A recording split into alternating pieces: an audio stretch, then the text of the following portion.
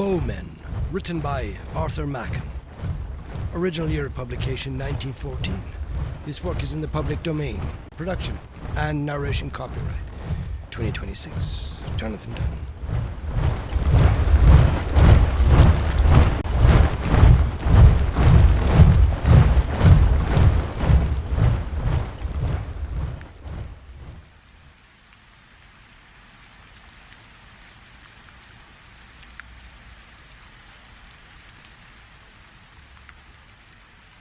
It was during the retreat of the 80,000, and the authority of the censorship is sufficient excuse for not being more explicit. But it was on the most awful day of that awful time, on the day when ruin and disaster came so near that their shadow fell over London far away. And, without any certain news, the hearts of men failed within them and grew faint, as if the agony of the army in the battlefield had entered into their souls. On this dreadful day, then, when 300,000 men in arms with all their artillery swelled like a flood against the little English company, there was one point above all other points in our battle line that was for a time in awful danger, not merely of defeat but of utter annihilation. With the permission of the censorship and of the military expert, this corner may, perhaps, be described as a salient, and if this angle were crushed and broken, then the English force as a whole would be shattered. The Allied left would be turned, and Sedan would inevitably follow. All the morning the German guns had thundered and shrieked against this corner, and against the 1,000 or so of men who held it. The men joked at the shells, and found funny names for them, and had bets about them, and greeted them with scraps of music-hall songs. But the shells came on and burst, and tore good Englishmen limb from limb, and tore brother from brother. And as the heat of the day increased, so did the fury of that terrific cannonade. There was no help, it seemed. The English artillery was good, but there was not nearly enough of it. It was being steadily battered into scrap iron. There comes a moment in a storm at sea when people say to one another, "It is at its worst. It can blow no harder."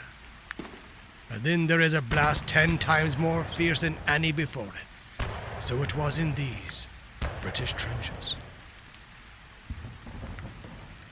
There were no stouter hearts in the whole world than the hearts of these men, but even they were appalled as this 7 times heated hell of the German cannonade fell upon them and overwhelmed them and destroyed them.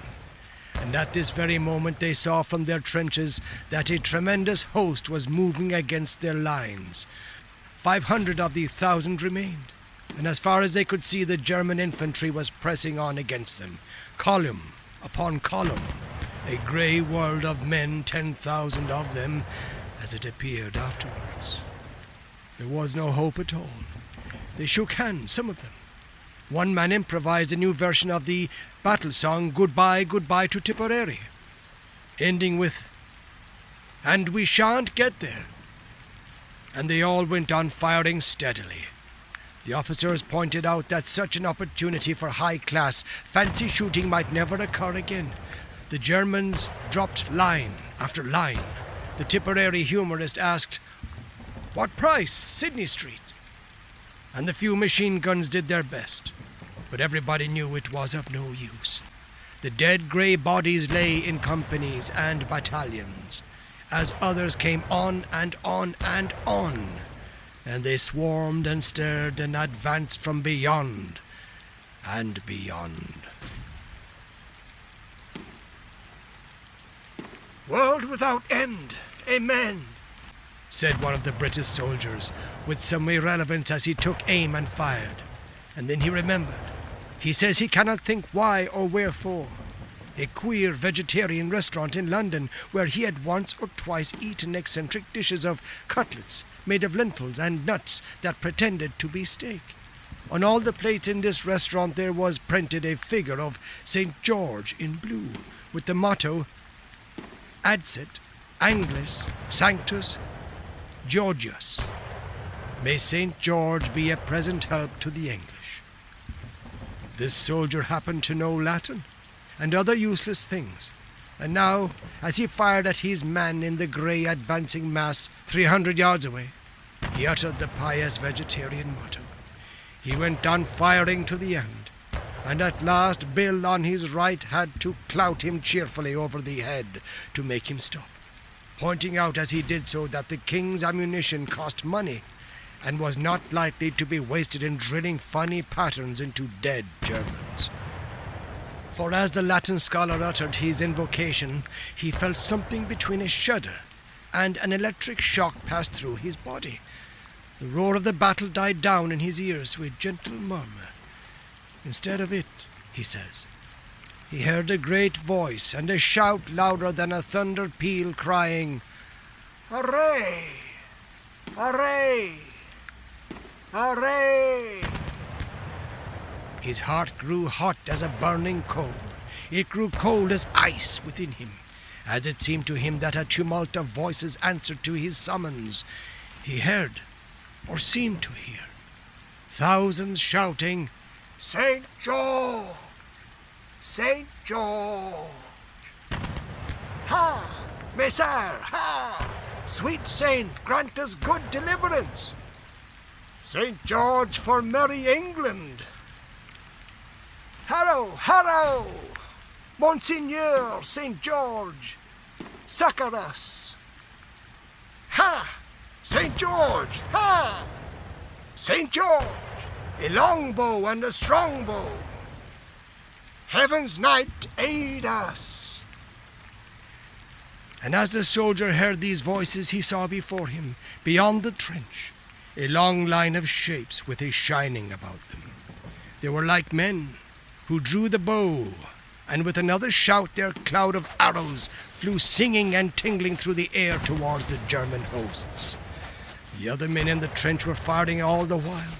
They had no hope, but they aimed just as if they had been shooting at Bisley. Suddenly, one of them lifted up his voice in the plainest English. "God help us!" he bellowed to the man next to him. "But we're blooming marvels! Look at those grey gentlemen, look at them! Do you see them? They're not going down in dozens, nor in hundreds. It's thousands. It is. Look, look! There's a regiment gone while I'm talking to you." "Shut it!" the other soldier bellowed, taking aim. "What are you gassing about?" But he gulped with astonishment even as he spoke, for indeed the grey men were falling by the thousands.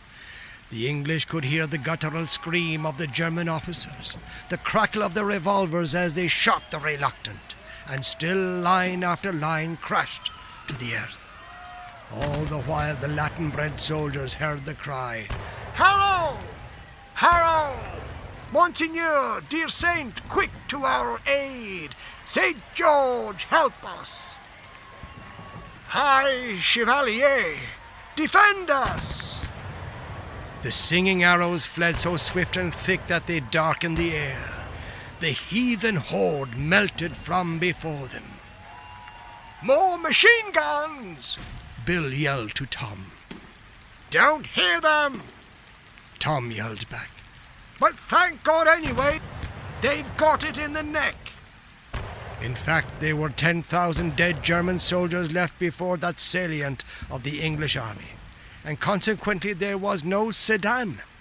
In Germany, a country ruled by scientific principles, the great General Staff decided that the contemptible English must have employed shells containing an unknown gas of a poisonous nature, as no wounds were discernible on the bodies of the dead German soldiers. But the man who knew what nuts tasted like when they called themselves steak knew also that St. George had brought his Agincourt Bowmen to help the English.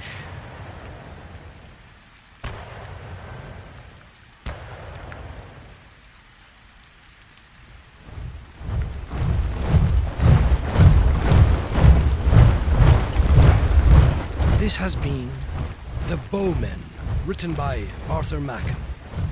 Original year of publication 1914. This work is in the public domain. Production and narration copyright 2026. Jonathan Dunne.